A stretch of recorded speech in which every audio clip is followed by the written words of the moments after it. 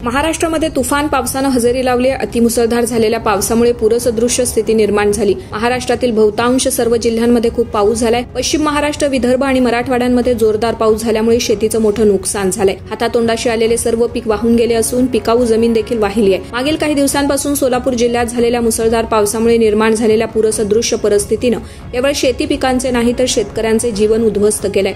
अतिवृष्टीमुळे पिकांचे झालेले मोठे नुकसान, वाढत्या कर्जबाजारीपणाच्या विवंचनेतून बार्शी तालुक्यात एका दिवशी 24 सप्टेंबर 2 शेतकऱ्यांनी आत्महत्या केल्याची हृदयद्रावक घटना समोर आली। या दरम्यान उत्तर सोलापूर तालुक्यात पुराच्या पाण्यातून घरात शिरलेल्या विषारी सापाच्या दंशानं आणखी एका शेतकऱ्याचा जागीच दुर्दैवी मृत्यू झालाय। दहिटणे येथील लक्ष्मण काशीनाथ गवसाने वय वर्ष 58 हे अल्पभूधारक शेतकरी होते। यांच्याकडे असलेल्या 1.5 एकर कोरडवाहू शेतात पाणी साचल्यानं पिकाचं मोठं नुकसान झालं। शारीरिक आजार आणि मानसिक तणावाखाली असलेल्या गवसाने यांनी 24 सप्टेंबर रोजी सकाळी शेतातील झाडाला गळफास घेऊन आपलं जीवन संपवलंय।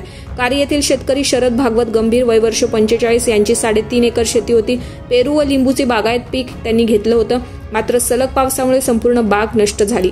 बँक आणि हात उसणं असे सुमारे 10 लाख रुपयांचं कर्ज डोक्यावर असताना उत्पन्नाची कोणतीही आशा न उरल्यानं त्यांनी देखील राहत्या घरी गळफास घेऊन आत्महत्या केली। कुटुंबीय आणि शेजाऱ्यांनी दिलेल्या माहितीनुसार अतिवृष्टीमुळे झालेलं पीक नुकसान, कर्ज फेडण्याची असह्य विवंचना हेच या 2 आत्महत्यांमधील प्रमुख कारण आहे। स्थानिक पोलीस या दोन्ही घटनांचा आकस्मिक मृत्यू म्हणून तपास करत आहेत।